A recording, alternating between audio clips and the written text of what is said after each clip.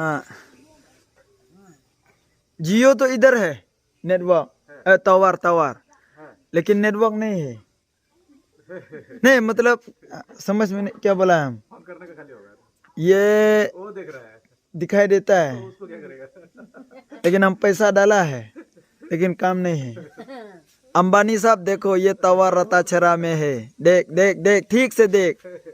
साला काम नहीं हो रहा है देख आपका मोबाइल मालिक अंबानी जियो खत्म है तो देख देख ठीक से देख हम झूठ नहीं बोलता है देख ये भाई साहब के पास जियो है ना देख देख साला ठीक से दिखाई देगा आपको देख देख देख नेटवर्क नहीं आ रहा है इधर में लेकिन इधर टावर है देख ठीक से साला देख